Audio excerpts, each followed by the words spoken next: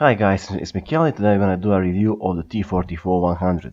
This is the premium tank that you had a chance to win a couple of months ago in the mission where you had to do 150 kills and 150,000 damage for each nation. I managed to do that, and now this thing is sitting in my garage. What can I say about it? It's a good tank. It's a great tank for training your crew members. It's a great tank for training your medium crew members actually, and a decent earning potential in this tank is also to be found if you're not spamming APCR ammo all over the place. Now let me show you what I mean. Now first the negative stuff. Survivability. This thing doesn't have much hit points, 1350. It has 90mm of the frontal armor, it has 75mm of the side armor, and the back armor is 45mm. These side skirts that are added on your sides tend to block some heat damage or HE damage, but they're not doing their job pretty well, and I must admit they're just a dead weight to me. Now the turret armor is 120mm frontally, side and rear are 100mm. You can have a chance to bounce or ricochet from the distance a stock tier 6 or a stock tier 7 or a very low caliber gun and with very low penetration values. But tier 8s and above, just forget it, because this thing will meet tier 10s. So if you're meeting a tier 10, chances are you're not gonna survive his shot, or you're gonna be in big pain. Now, also what I need to recommend is actually this thing is an ammo rack just like a T-44 regular tank, so be careful about getting ammo racked on this side, and be sure to go with the safe storage at least. Now that's the other way. Let's go for the firepower. Actually, the gun itself. The gun is the 100mm gun with 183mm of penetration, 235 APCR penetration, with 250 damage and 50 penetration on your HE shots. I just carry a couple of them to reset the bases and occasionally harass the enemy RT if needed. Anyway, let's go on. Next thing is the comparison between the tanks that are similar with this T-44-100. First, T-44-100 shares the same gun as T-54 Mod 1 and the T-44 regular.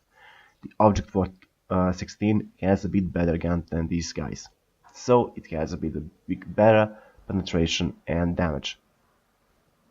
As you can see, rate of fire is also just a bit better, because it shares the same amount of reload time as the 54 Mod 1. Well, these guys are lagging behind, so we go forward to the turret traverse. Turret traverse of the T-44 is 50 degrees per second, and it's better, much better than these two guys.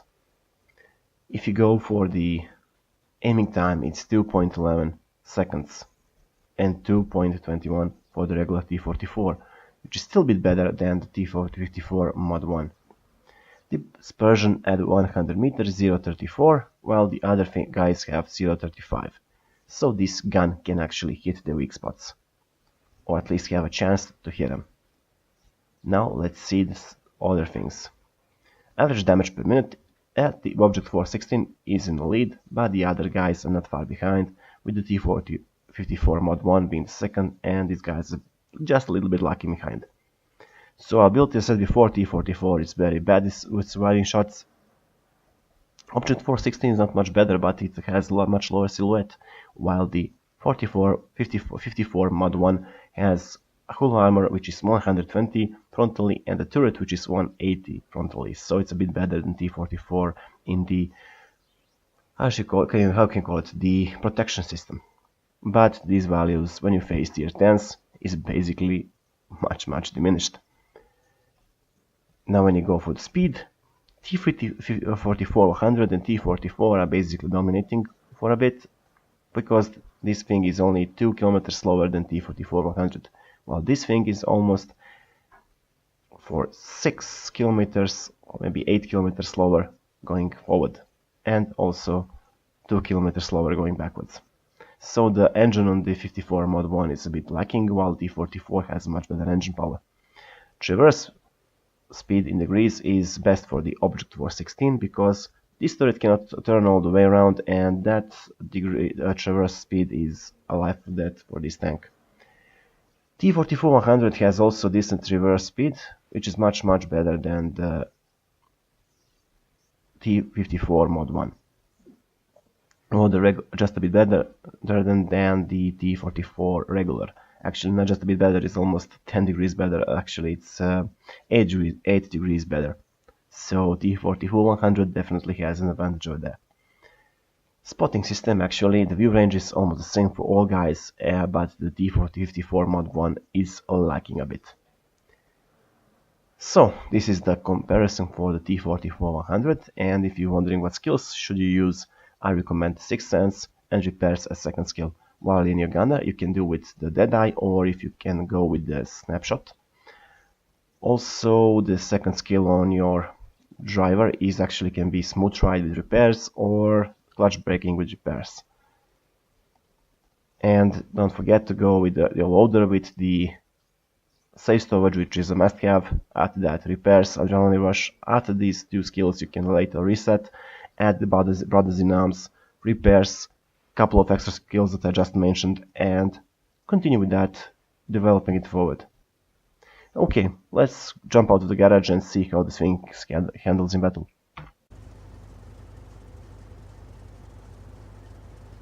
Okay. Totally forgot to narrate this thing. Anyway, this is El Khaluf on Encounter Base, Encounter Battle actually, and the situation is that we have a couple of options.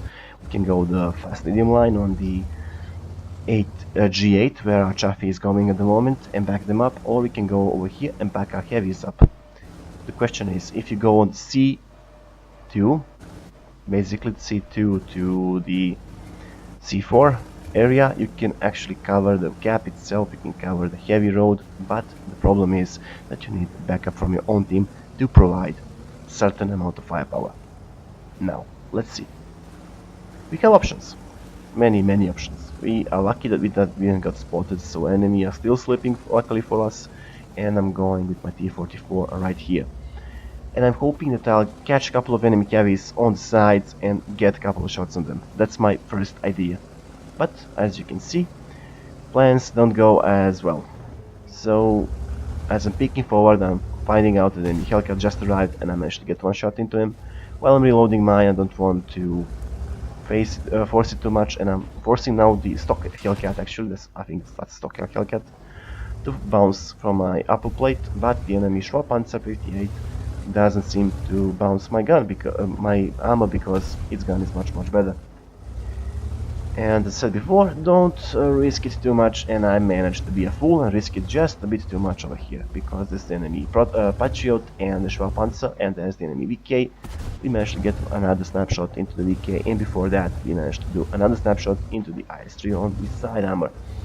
So the Schwalpanzer knows that he has better gun depression than me, and he wants to use the ridge into his own advantage. Unfortunately, I didn't manage to snapshot the top of Cupola on the VK, but luckily for us, we got the backup in the IS-3. Jagdtiger 88 is now moving to back us up, and the T-34 as well. So luckily we can turn the tide of this game. And unfortunately I made a mistake. I think the enemy wasn't there, and the enemy Patriot just assured me that I was doing the wrong move. Now I was thinking that the enemy was definitely aiming at the IS-3, and this is my mistake, because the enemy Patriot was aiming at me all the time. So I'm basically much easier to hit, so the enemy are forcing the shots on me rather than the IS-3, and unfortunately the Patriot ricochets that shot of mine. So we are now 3-0 down, and we are luckily steaming to the very bad spot. We are just 4-0 down and 5-0 down, and we are getting slaughtered at the cap circle because our guys are not getting covered and they're rushing into kill zone. Meanwhile, about our problem at the moment is we have Patriot, we have T-29 against me and an IS-3, which is pretty bad for us, and we need to do something to turn the situation around. The Patriot is going left side, Schwalpanzer is definitely risky, doing some risky stuff over here by pinking out. I'm holding my fire till I get shot on him, but unfortunately he ricochets off. So the next thing that I can do is actually tactical, in a way. I need to wait for the enemy to get on certain locations. I cannot, unfortunately, back up my guys on the cap circle, but luckily some of them managed to stop the capping on the enemy. Note that you need three times longer to cap the base on encounter than on the regular map. So this is the situation where we're gonna go around and try to back up our Yak Tiger. The enemy Patriot is right there. He's slugging out against the Yak Tiger. The Schwarpanzer is on low HP. Luckily for us, the Patriot this time didn't manage to penetrate his shot, and he only damaged both of our tracks. So you can say I was risking quite a lot over there. And I was lucky with the RNG. I'm gonna be lucky a couple of more situations. So at the moment, Patriot is reloading, and he's definitely aiming at the Yak Tiger. His mistake, he should be aiming at me, but I'm not the one complaining. Enemy T-29X target opportunity, 2 shots combined, reduced them to 34 HP, and my shot is just now because I was going backwards to just avoid enemy turret rotation, and this is how I managed to get the enemy T-29 without getting a shot in return. Now, talking about shots in return, there is the enemy Centurion, which managed to get one shot on my sides, and I was lucky to actually bounce and hit that thing on a snapshot. So Centurion, I think he's a little bit upset. He's gonna be even more upset during the game. I'm gonna show you. Enemy IS-3 is over there, looking at me, and he dunks his shot into the hill over there, and I'm waiting for the backup. I definitely need the backup of T-34 because if the IS-3 goes forward, I won't be able to call them. I might do a shot or two of damage, but he can also do a shot or two of damage in return, which will definitely bring me down to 0 HP. And now I'm basically playing hide and seek with this IS-3. So, who's gonna flinch? Me or him? So I'm waiting at the moment to see what the enemy IS-3 is gonna do. Fake a move actually, and unfortunately missed my snapshot because of the gun depression and that little rock over there. Now I'm again on the IS-3's flank. I'm not going full right flank because the enemy Centurion will definitely shoot at me, but unfortunately I missed the IS-3, and you can see the IS-3 managed to bounce his shot somehow on my turret. By the way, that was the enemy Centurion that just whizzed past our T-44, and he was definitely cursing his luck in the RNG. Now the enemy IS-3 goes there, I fire one shot into his sides, and I use my mobility to get around him and avoid his turret rotation, and I also managed to load an APCR before this and make sure that he's dead, and I was lucky over there to get him because I was fully zoomed from the previous engagement and I didn't zoom back. That's my first thing that I managed to do pretty bad. And I placed my fire extinguisher on a spacebar. Keep that in mind, because it allows me to use the regular fire extinguisher with a rapid tap on the spacebar. So keep that in mind. That's the little icon over here, and it's gonna be very useful right about to the encounter with this Centurion. So a small spoiler in the, up ahead. The Centurion is going for T-32. I definitely think he's gonna do that. And now I'm up here, wondering if he's gonna come up around this side or my right side. And I'm definitely thinking he's gonna go okay this side. And I managed to squander that, and he shuts me back and sets my engine on fire, my fuel tank's on fire. Luckily, double tapping the spacebar didn't cause much. The fight didn't cause much damage, and I was less than 1 second on fire. So I was lucky, yeah. Anyway, Centurion won. T-34 with me now, and Centurion realizes he's in big trouble. He's now stuck between two guns, but he can actually destroy me if he wants to do that.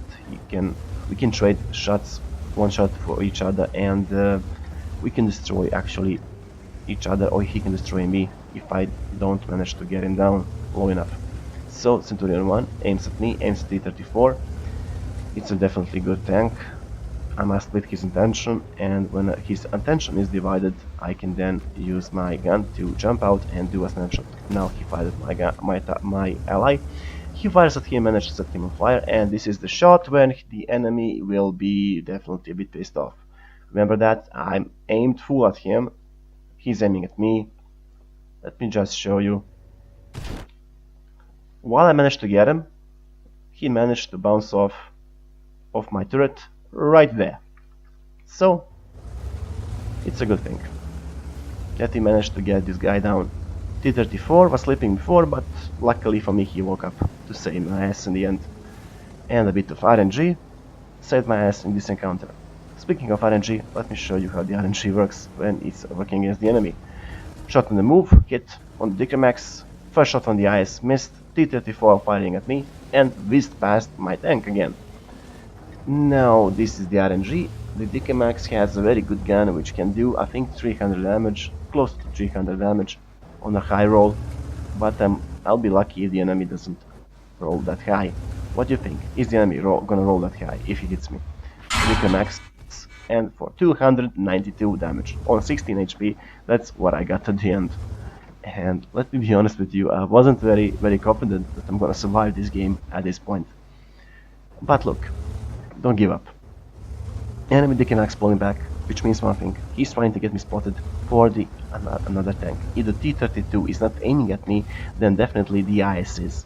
So Dickermax definitely doesn't want to peek out again and trade for a shot, or try to trade for a shot, because I'm already pre-aimed at his position and he figures that out and pulls back, which means that he's spotting me from someone and I need to get the heck out of here.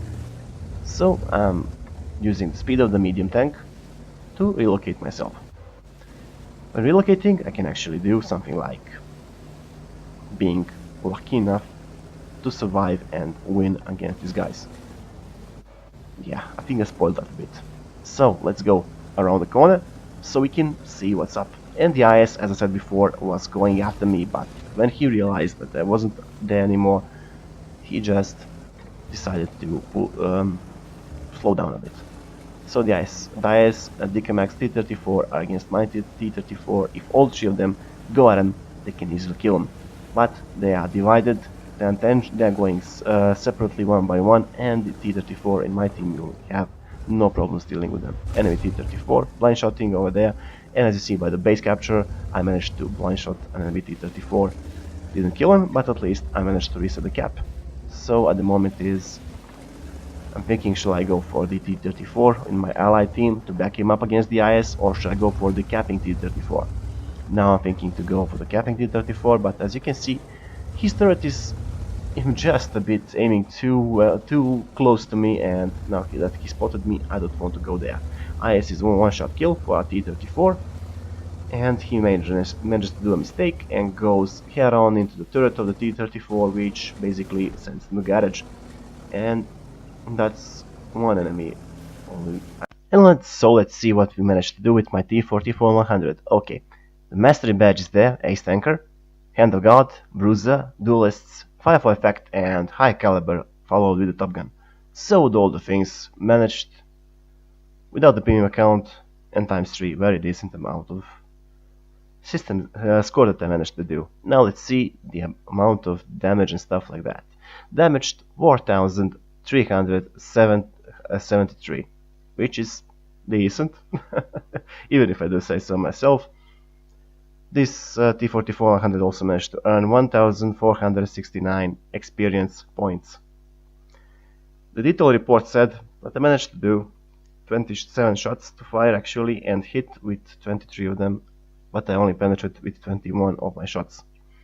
Damage wise, 4,373, which I nailed before with a bit of from the distance, but as you can see, we weren't sniping for a lot. Anyway, total amount of credits earned without the premium account is 51k credits, 832, which is not bad at all, even if I do say so myself.